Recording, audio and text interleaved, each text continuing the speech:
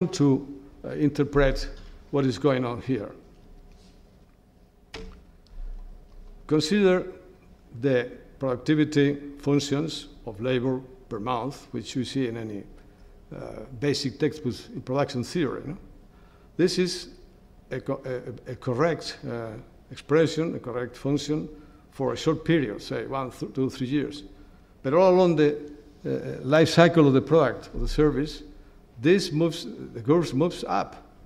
So the geometric, all the points of the long-run productivity curve will be the red one. That means that far before we finish production, manufacturing a product or a service, it stops the activity. So the decreasing returns region is never reached.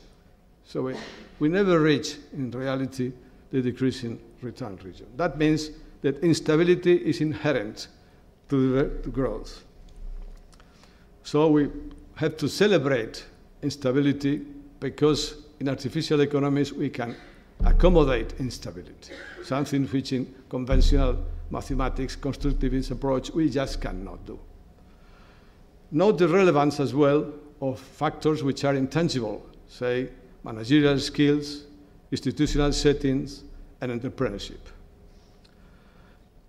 An example of the extravagance of forceful econometrics in this long period of 50 years is perhaps this paper. I just ran 2 million regressions.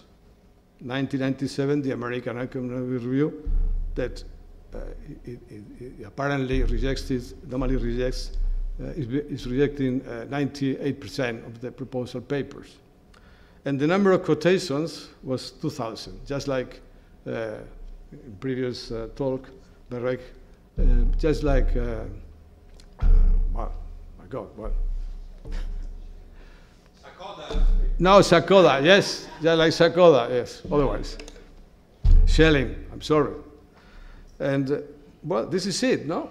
I mean, if you don't publish things like that, so extravagance, you wouldn't have a proper academic appreciation and progress.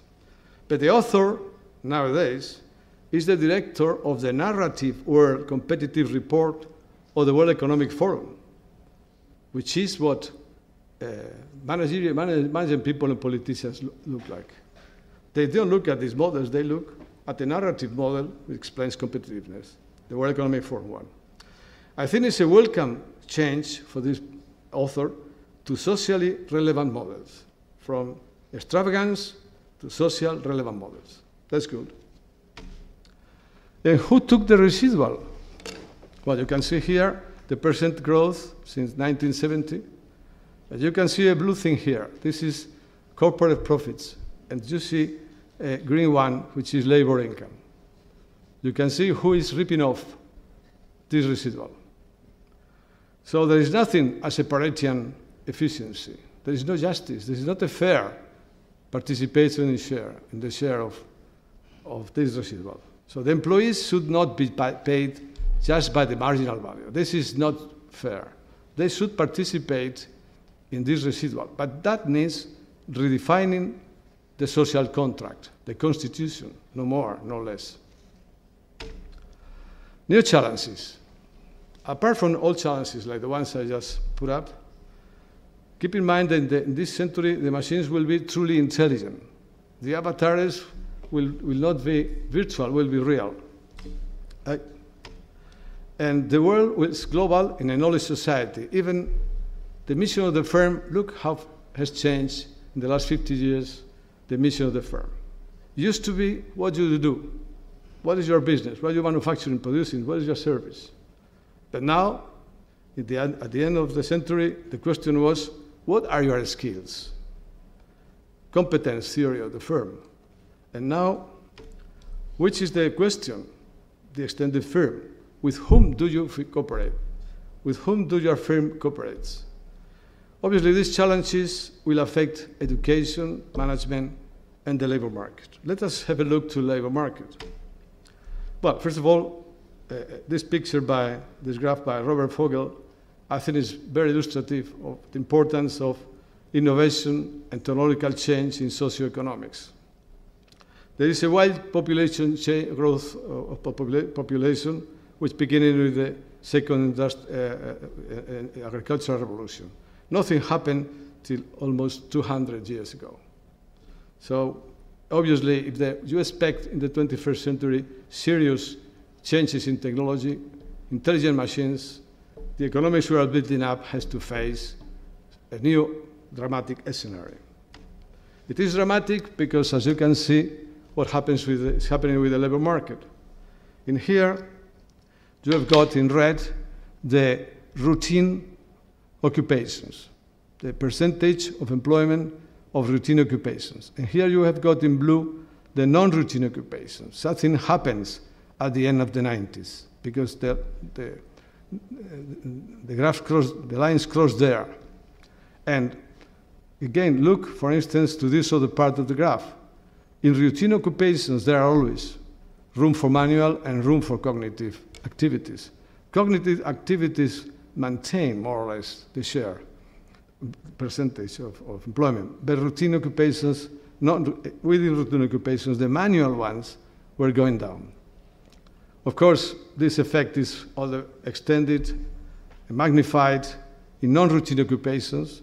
Cognitive will do very well, but manual will be extenuated. There won't be many jobs for those which have not good knowledge. Because what steers growth are knowledge and good institutions, political economy again. And what will happen to the euro? What does it mean, the natural rate of unemployment anymore? And what does it mean, the occult relationship anymore with this scenario for the 21st century? Again, the same idea. Imagine here are the percentage of families in which the head of the household or a spouse work 40 or more hours in the preceding week in the States. If Peter is born in a family which is in blue, with knowledge, that's okay. He will do well. But if Peter was born in a family which is on the red line, which is not a knowledge family, the future is dark, it's really obscure, it's really dark. During the crisis, you can see as well this graph, what happens. There is a kind of duality, a inheritance from the trade unions, which keep on pressing in such a way that the cumulative works from 55 years onwards, they keep on increasing. But people who are under 55, they don't find jobs. And we know this very well. In Spain, it's 25%. The rate of unemployment is increasing in France, etc. And what happened with the actual median household income in the 21st century? So far we have seen, or the 21st century. This is the nominal growth of household incomes. This is the real one. So there is a real depletion in wealth. And finally, look at Japan. What happened before the crisis? The part-time workers and full-time workers kept more or less the same proportion. But from the crisis onwards, you can see the full-time workers have a negative change of percentage change in occupation. That is dramatic, no? Well, some conclusions of this first issue. Let us celebrate instability and change in the economy, because both can be handled in experimental economics, as we have seen for the last 30 years, and artificial economies, as we are now seeing in this conference and previous ones and futures. Look at the economy not only to the beauty of maths. Is your model socially useful, even if it is a narrative one? I rather prefer, people prefer a narrative one, which is useful to a beautiful mathematical model which is useless, socially speaking.